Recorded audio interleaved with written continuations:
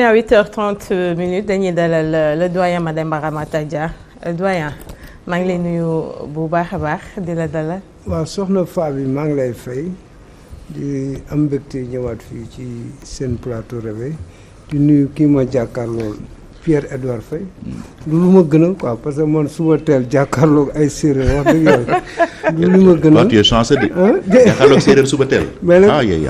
loolu bénédiction war naa am réconfort parce que avec les séeréer il n'y a pas d'erreur quoi. il n'y a pas d'erreur bu ñu. oui avec les séeréer il n'y a pas d'erreur. y a pas d'erreur léegi di nuyu aussi Seyna Omar Ba di nuyu mbokku internautes yi ak bépp téléspectateur bu Walf TV. actualité bi dañ ciy fekkoo ñëpp ay journalistes a fi toog de tey foog ñu waxtaanee. journée sans presse bi. ban débriefing nga siy def. waaw journée sans presse mardi 13 août. dafa am lu xew ci réew mi maanaam dañoo yeewu journaux yu li ci ëpp génnuñu li ci ëpp aussi ci télé yi waxuñu ay musique rek lañ doon teg. réseaux sociaux yi aussi même chose presse en ligne bi aussi même chose donc ça veut dire que 13 août bi day marquer l'histoire des médias au Sénégal day wane ne daal médias yi amoon nañ lu leen metti am na fu ñu ko bëgg a jooye joxe signal autorités yi xamal ne li ñuy dund fi mu toll nii wax nañ ko à travers leur mémorandum que c'est une situation extrêmement difficile gis nañu ay entreprises yu tëj am na ñoo xam ne wàññi nañu seeni personnel waxuñu ko ci kaw am na ñoo xam ne journaux yoo xam ne arrêté nañu donc li ko waral daal mooy seetlu na ne fan yi contrôle fiscal bi dafa renforcer wu boole ko aussi ñu gelé paiement yi nga xam ne état bi ameloon na ko en terme de convention wala contrat yooyu yëpp nag bu dajaloo mooy indi jeexital bi léegi nag am na ñu bokk am na ñu bokkul boo xoolee ci wàllu presse écrite ku mel ni Soleil génn na ku mel ni Walfadjri bii ñu nekk Walf Quotidien génn na ku mel ni Yoor génn nañu. réew mi donc boo xoolee ci wàllu télé bi RTS ak Walf kii ñoo gën bon. léegi ñoom expliqué nañ li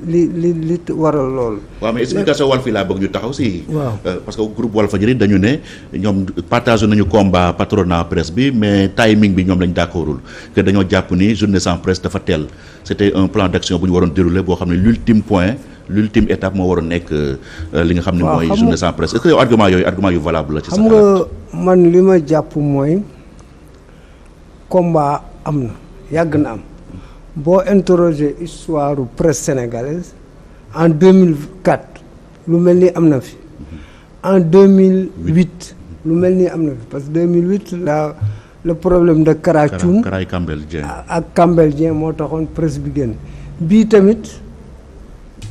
2004 Madiambal Diagne donc ça veut dire que dans l'histoire des médias am nañ fi 2 journées sans presse yëpp sous l'ère Maître Wade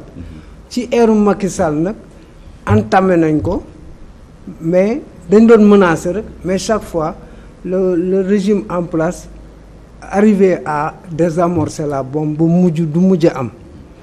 xool nañ fi aussi ci régime Macky Sall journalistes yu bëri téye na leen fi ku mel ni Pape Alé Niang Pape Sané Pam Ndiaye Ndeye Assouba Mati Sarr Niang ak ñeneen donc ça veut dire que la presse a été vraiment bâillonnée et cetera léegi nag Walfadjri ci ñoom jàpp nañ ne timing bi dafa kii mais je crois que timing bi man warul poser problème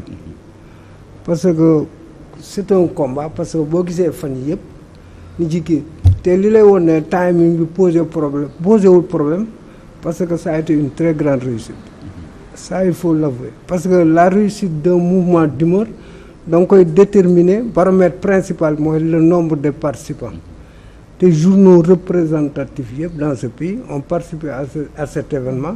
boole ko aussi les télés ak les réseaux sociaux donc ça veut dire que bon peut-être ñoom seen compréhension de la chose là mais moi je crois que le timing a été bien choisi depuis quelque temps on déroule un plan d'action et ce plan d'action là a abouti donc moi je crois que amul problème léegi nag c'est leur liberté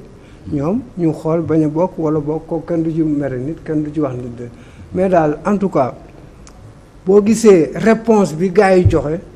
ça veut dire que ñoom adhéré nañ ci en masse donc c'était ça l'essentiel. Ça a été une très grande réussite même au-delà des espérances. Est-ce que li occasion la tey pour que la presse divisée boo xam ne dafa diviser woon de manière radicale tey ñu commence am rapprochement des positions. waaw léegi ñun dañu am benn cat la presse sénégalaise mooy on n'est pas très souvent soudé même dans certains combats sax dañuy gis ñiy jàpp ci ñii duñ ci jàpp te loolu nag la ñu war a dépasser parce que bu la ci kenn naxam les grandes réussites sont souvent le fait d'une grande unité parce que ay nit bu ñu boolee xam nga bantu bale yi boo ko jëlee séparément mais mun na doon bale tu n'auras aucun résultat probant boo jëlee bale yi tas ko nii bantu bale yi tas ko nii mais mënoo bale fii mais boo leen dajale di nga bale fii donc ça veut dire que ñun dañu am benn défi bu mag waruñu nangu régime bi diviser ñu c'est notre défi dañuy fexe ba gën a dajaloo ku nekk xam ne am nga ci intérêt parce que booloo mooy doole loolu Olof Ndiaye wax na donc ñun ñëpp dañ ci am intérêt dans à être à se rassembler te bu ñu ko dajale léegi nag di nasandoo di jàppandoo di dóorandoo boobu day joxe ay résultats parce que grand combat yi nga gis yëpp gars yi gagné même dans le syndicalisme au Sénégal enseignants yi lan moo leen may force ils ont réussi à gagner beaucoup de combats parce que ils étaient unis en certain moment xool lépp bañ les ainsi de suite santé aussi ils ont gagné beaucoup de combats pourquoi pas la presse sénégalaise est-ce que du intérêt divergent yi c'est que nag loolu mooy problème pour ñu mën léegi a nag yooyu da nga koy nekk benn dépasser da nga koy di jafe. dépasser parce que l'intérêt général moo war a primer par rapport à l'intérêt ku nekk am na say intérêt particulier quoi léegi ñu delloo si xel yi ànd ak aussi sérénité mu bañ a et puis waruñu nangu yow ngay attaquer sa morom presse loolu dañ ko war a éviter da ngay gis nit même boo àndul ak moom position bàyyi ko position mais waroo ko attaquer parce que ku nekk am nga sa droit position nga défendre ko de manière objective et responsable mais léegi kenn léegi daal loolu mooy combat défi majeur bi ñu fa léegi nag aussi beneen affaire Pierre ce combat là pouvait être plus rayonnant xam nga lu tax léegi ñu fexe ba ñëpp booloo bokk ci quoi parce que boo rappelé wu ay 2004 ak kii on avait pris le temps waxtaan ak ñëpp bool nañu fexe daal ba lu ñuy defati ñëpp bokk ci comme coordination des associations de presse mën na ko piloter et puis ñu moytu aussi les journalistes ak éditeurs yi am problème parce que dafa mel ni. am na waaw dafa mel ni am na lu feeñ entre les employés et le patronat. te employeur ak employé ñoo ànd. c'est ça. mënuñu tàggali ko parce que ki jël alalam de créer entreprise am dafa soxla ñu ko liggéeyal yow mi liggéey aussi da nga soxla fuñ la employé donc ñu fexe ba ñu bañ a moytu division bi dichotomie bi gars yi bëgg a créer te loolu warta mën a nekk parce que ñun ñëpp ñoo bokk ay gopp bokk ndaag bu ñuy roote bokk géej gi ñuy sangoo wax dëgg yàlla war nañu mën a ànd de manière responsable léegi nag li ci des mooy état bi mi ngi def ay jéego par rapport à la fiscalité mais man fi mu ko gën a xaare mooy la précarité des journalistes kooku il faut mu lijjanti ko parce que mënoo nekk état aussi tu laisses les entreprises de presse faire tout ce qu'elles veulent warta mën a nekk xam nga ñoom dañuy accuser ne gars yi dañuy violer les lois mais ñoom duñ ko violer dañ koy assassiner non weesu nañu violer dañ ko assassiner donc ça veut dire que sur ce plan là état bi moo war a dimbali les journalistes fexe ba ñuy am ay contrats yu normaux ñu leen di recruter de manière décente waa fexe di dem ci entreprise de presse yi di xool lan moo fa xew mais bàyyi leen ñuy def lu leen neex rek ainsi de suite da ngay gis ku jékki-jékki rek toog ba mu neex la rek nga déclarer ne da nga fay kenn du ko defee il y a un syndic wala yooyu mais da nga toog gars yi waaye man fi mu toll nii affaire yi doxul de léegi xam nga ni mu am ay médias yoo xam ne dañ koy persécuté woon. waaw mel ni Walfadjri dem sax ba dañuy def sans mu nekk une première. mais gis nañ ne loolu yëpp taxul ñu organiser journée presse morte bien que envisagé woon nañ ko. waaw envisagé woon nañ ko. waaw léegi tey jii que organiser ah oui ça m'excuse ah. waaw mën nga reprendre. mën reprendre question bi. c'est-à-dire sànq wax nga ko ah da nga ne gis am na ci ay journalistes yoo xam ni daanaka tëj leen fi kaso am ay organes de presse yoo xam ne dañ leen persécuté mooy groupe bi ci mel ni Walfadjri dem nañ sax ba retiré licence am dëgg la gars yi amoon nañu yéen ay organiser benn journée presse morte mais ci diggante bi ci la gars yi réglé problème bi. waaw mais tey jii bu fekkente ne nee nañu organe Sénégal yi organiser nañu journée presse morte ndax lan ndax daanaka problème mu fiscalité. non xam nga defe naa man est-ce que loolu. débat bi est-ce que yaakaar noonu débat bi waroon na gën a nekk xam nga ci affaire ay fisc ay problème convention. xam nga nag ba tax ñuy organiser ay journée presse dañoo nekk nag ère boo xam ne manipulation bi dafa bari. da ngay dégg les tenants du pouvoir ñu lay wax ñii dañu bañ a fay tout le monde est d'accord que maison de presse dañu war a fay fisc loolu ñëpp ci d'accord dañu ko war a fay c'est très normal. mais pourtant am na patron de presse bu yëkkati kàddu wax ne moom du ma fay impôt man du ma fay dara. kooku bu ko waxee tamit tegu ko fenn. ah c'est ça. tey ñi ngi ko séqal ñoom nañ ko régler. man du maay régler fiscalité moom ñi ngi ko séqal neen lu fay. léegi ñoom nañ ko régler. léegi patron yi dañu war a fay fisc c'est très normal entreprise maire bi jaay carte jàpp chaque jour mi ngi fay juuti. ay 100 francs wala 150. maire bi jaay fondé ci bopp koñ bi chaque jour mi ngi fay juuti léegi sax gars yi dañu bañ ba dañu am ay brigade de nuit. léegi guddi gi la ñu wër di laaj ay taxes. donc ça veut dire que loolu dañ ko soxla. mais nag boo nee nag ay ñi dañu fay tu les attaques pour dire que c'est des délinquants fiscaux ainsi de suite ça pose problème. mën nañ régler seen problème te coow du jub yow état nga am nga ñu la ko defal am nga tu as des ressources humaines nécessaires tu as des ressources matérielles nécessaires tu as la logistique mais neen nit ñi dem leen def jarul ngay génn di xaste di menacer yooyu jaru ko yooyu ay état defal li nga war a def rek. donc yooyu moo ba léegi nag man defe naa au-delà de la fiscalité le problème est plus profond modèle économique bi moo viable il faudrait nag qu'on réfléchisse loolu lan moo ñuy dimbali pour ñu réfléchir moo ñu am des concertations yow tamit waroo nekk état ay nit di la wax dañ la bëgg a rencontrer yow nga tëdd fi nga tëdd rek bañ leen te c'est un secteur très important la presse c'est la vitalité démocratique te lii dal ñu démb day briser notre vitrine démocratique te fi mu toll nii gis nga démb tous les médias internationaux ci Sénégal lañu yenn que ça soit les médias africains les médias européens les médias américains dem chaînes étrangères yëpp ak internationales ñëw nañu Walfadjri waaw donc ñëpp ci loolu lañu yenn ça veut dire quoi ça veut dire que l'image du Sénégal est écornée léegi nag boo xoolee classement mondial de la liberté de presse. Le Reporters sans frontières. waaw ñun de 2021 à 2023 on était à la 49e place léegi nous sommes. 94e place. Cela veut dire que nous sommes te bu ñu continuer nii à reculer on risque d'être le bon dernier donc ça veut dire que on doit revenir à la raison état bi na recevoir les responsables waxtaan ak ñoom moom tamit teg loo xam ne dina dëgg parce que il faut mu assurer équilibre boobu équilibre de quête de la fiscalité nañ jël ay fisc moo ko moom et puis c'est pour le bien commun terewul aussi mu accompagner la presse pourquoi pas un fonds d'appui financier pour la justement presse. Une entreprise qui ne fait pas de bénéfices comme la plupart des entreprises de presse ñooñu aussi pour fay leen impôt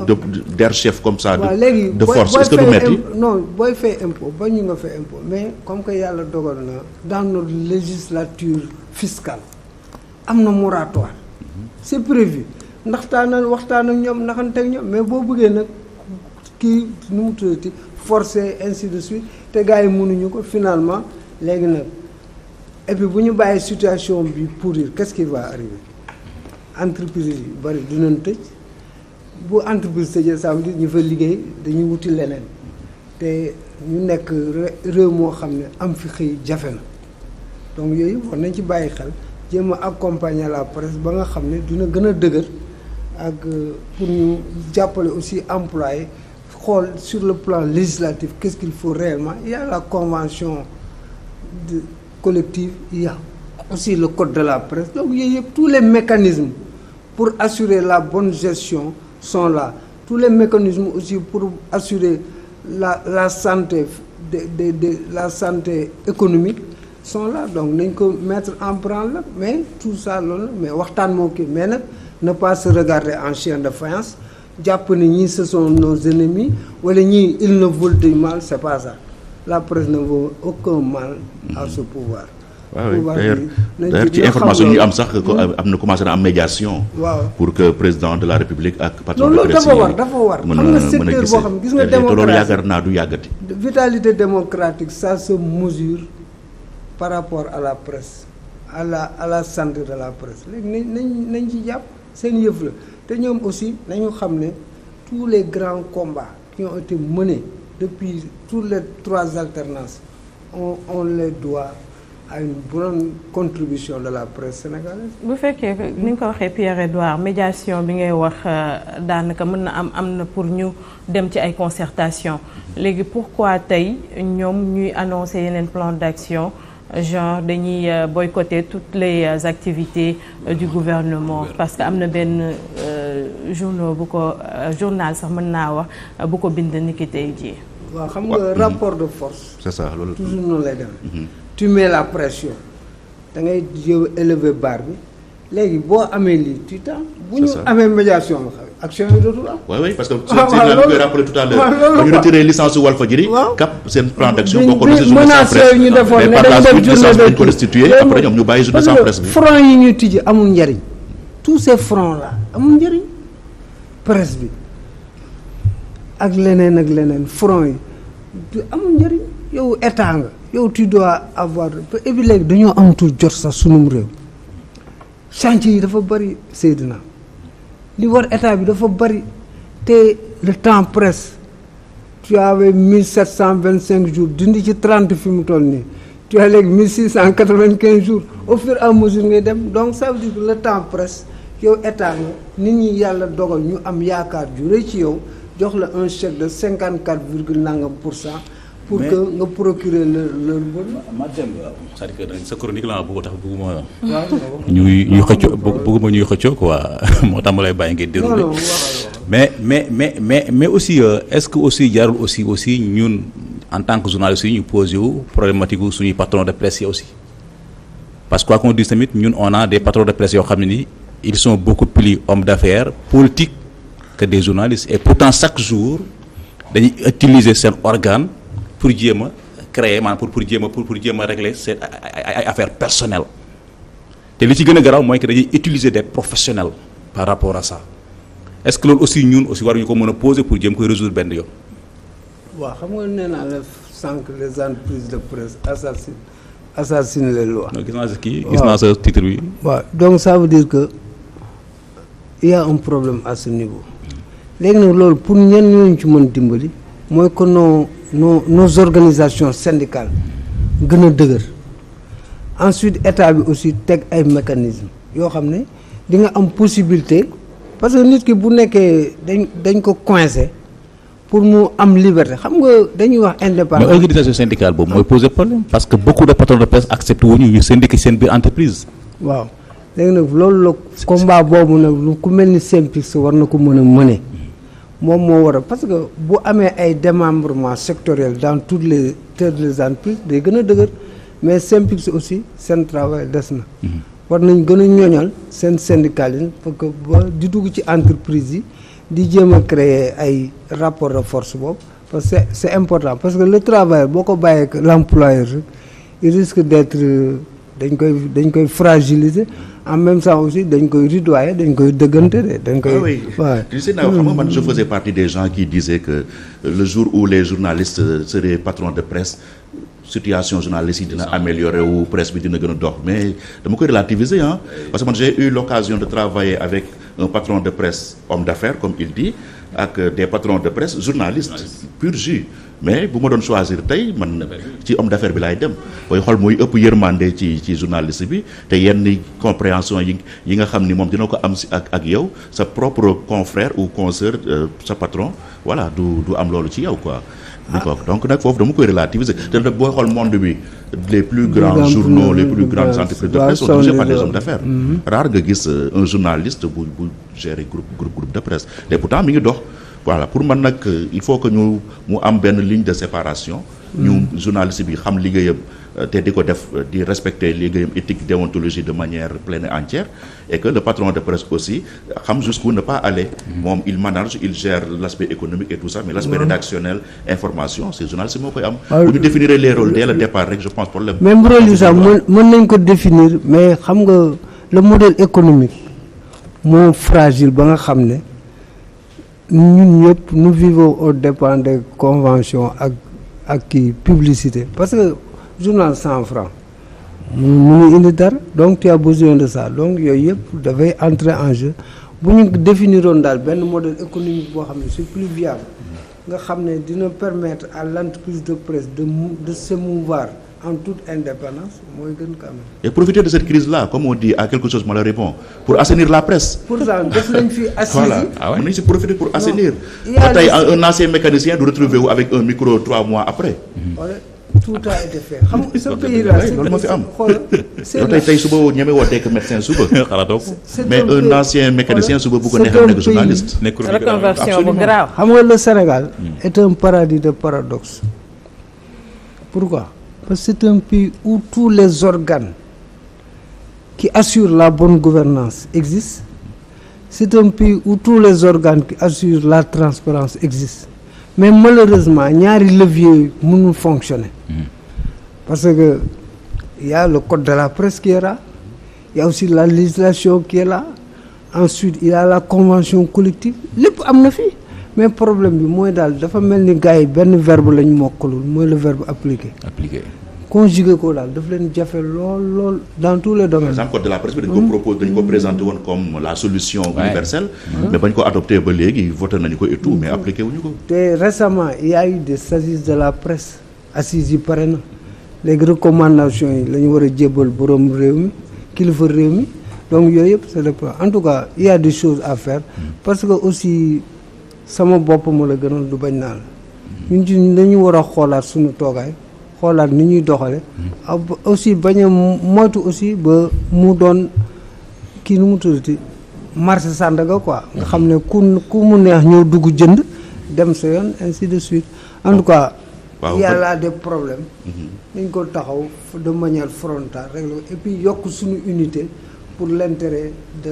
et l'avenir de la presse. Ñu xam ni Sénégal la benn réew la, kenn mënuñoo xaajale muy journaliste di homme politique wala homme d'État. Dernier point bi rapidement ci actualité bi mooy Assemblée nationale. Gis na donc on s'achemine probablement vers une convocation en procédure d'urgence pour ñu modifier le règlement intérieur. Est-ce que DPG dina ci xaj, parce que li gën a xëy dafa mel ni dissolution la. Est-ce que tey Assemblée nationale nekkul di joxewu de la peine pour rien? Non, man je crois que joxewul de la peine pour, mais c'est bon même bu amul DPG sax c'est bon mu xam nga lu nekkul réglementaire nga réglementé ko wàññiwul dara. Pour revenir des députés comme Abba Mbaye qui dit nous ne sommes pas dupes, xam nañ ni DPG du am. Parce que ñu dissoudre l'Assemblée. xam nga fan la problème bi nekk. Apparemment Ousmane Sonko n'est pas prêt à faire une déclaration de politique générale devant ce Parlement. Parce que yi ñu teg yëpp quand tu analyses leurs actes wala nga xool yi ñu fi teg ak yëpp li ñu fi dugal yëpp da ngay xam ne ñi parewuñu pour dem DPG. Waxuma duñ fa dem de, mais il y a de fortes chances que la DPG se fera avec la nouvelle Assemblée nationale, mais pas celle-ci. Bon, il y a de fortes chances quoi, parce que actes yi ñuy posé ak fi ñuy jaar ak alibi yi ñuy teg yooyu yëpp boo ko dajalee xool bu baax da nga xam ne Ousmane Sonko n'est pas encore prêt à aller vers une déclaration de politique générale devant cette Assemblée nationale. Parewul pour loolu. Léegi pourquoi xam nga dem def déclaration de politique générale bu la ci kenn nax, quand on va en guerre on affiche ses armes. Tous les régimes qui ont eu à faire une déclaration de politique générale l'ont fait devant une Assemblée nationale acquise à leur cause, excepté Moussa Niasse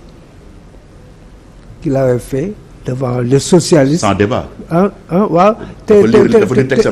waaw non mais dafa fekkoon aussi ñëlee d'accord ci quoi quand même, parce que il y avait un gentleman agreement qui a été signé entre moom ak le peuple, malgré que ce jour-là socialistes yi fa ñëwoon ñëpp am nañ lu leen naqari. Pourquoi? Parce que il a fait le procès du régime socialiste, 40 ans de règne, et puis de manière très dure.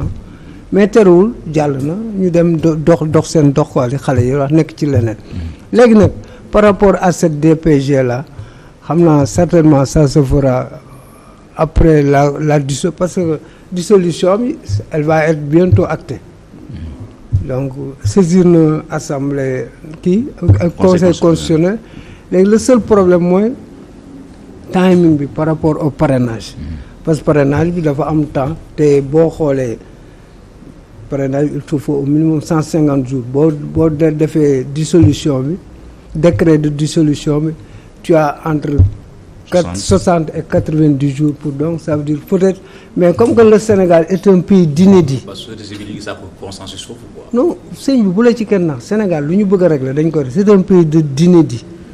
du def nañ fi campagne en 10 jours def nañ fi campagne en 10 jours toog nañ fi am 40 nangam candidats ñu ne la jëlal 5 bulletins donc ça veut dire que nous pouvons régler nos problèmes quand nous les voulons. léegi li ci des mooy la volonté waaw loolu la mais ce qui est sûr daal on va aller vers une dissolution de l'Assemblée nationale et le reste va suivre. waaw c'est bon. kon tey waa Petit Déj dañu mer ak waa régie teel nañoo pare simili yi ñu dese xaw naa bëri tuuti doyen ñu ngi lay jaajëfal bu baax a baax. waaw di la jox daje àllarba bi di ñëw incha allah si kàttanu suñu borom. Pierre-Edouard Faye. jaajëf Seydina Omar Ba monsieur le maire maa ngi lay jaajëfal yow it bu baax a baax. jaajëfal les hommes de